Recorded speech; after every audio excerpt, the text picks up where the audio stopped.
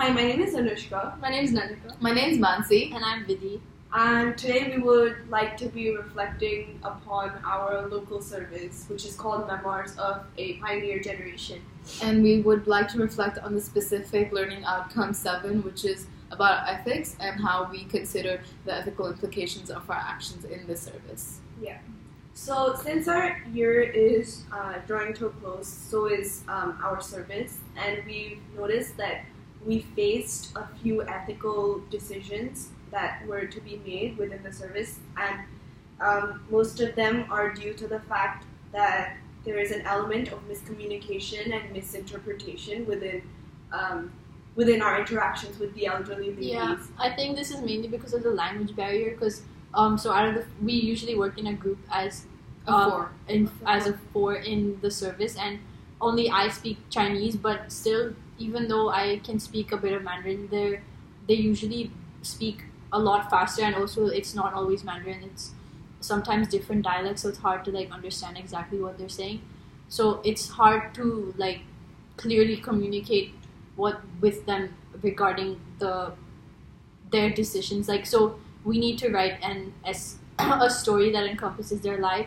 So because of this language barrier, it was hard to make sure that they were comfortable with what we were writing.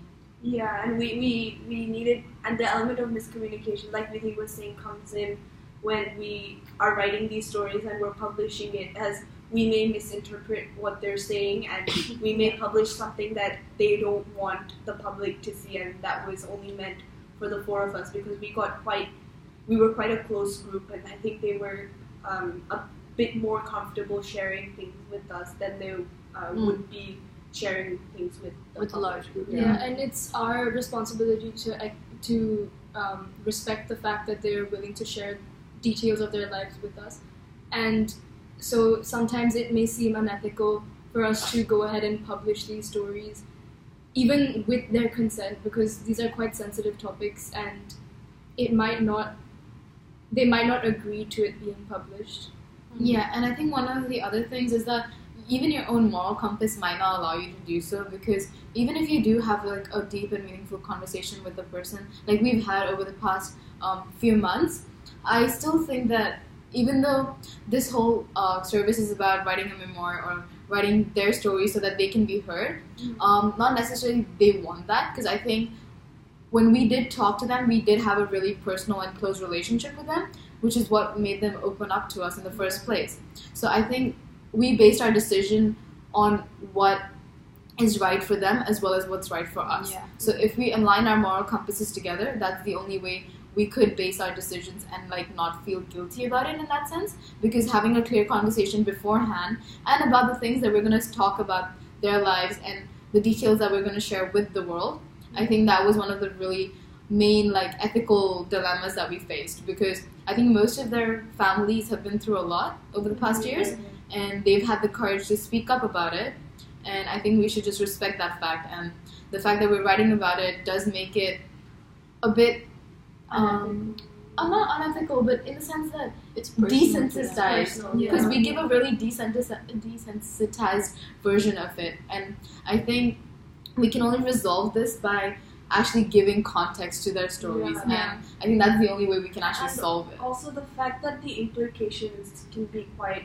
bad as well if we publish it, because if they see that we've published something that we misinterpreted or something that they didn't want to be published and they didn't explicitly consent to the publishing of that particular piece of information, they may not trust any other school coming in, or even our in their lives. Even our school.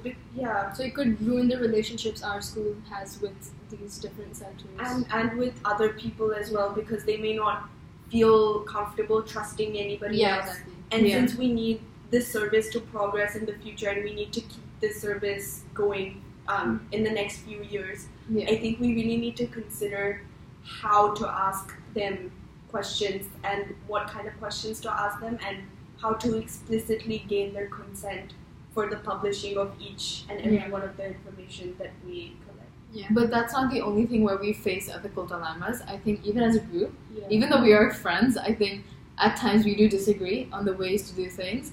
And even though we might have different perspectives on different issues, I think at the end we're really good at communicating to each other what it is that we actually want from the service, what our goals are, and what we expect from it.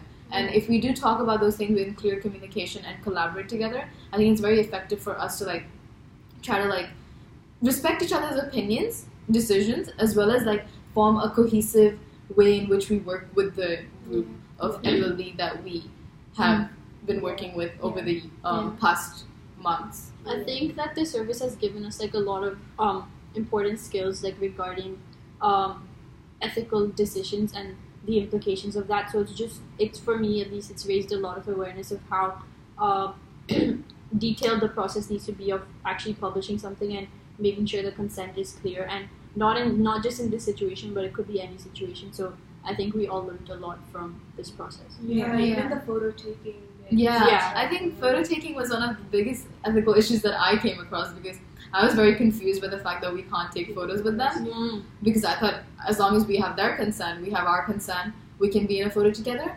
But technically there are like a lot of rules that we can't be together, which I think is what kind of makes us even more appreciative of the fact that we spend a lot of time with these people.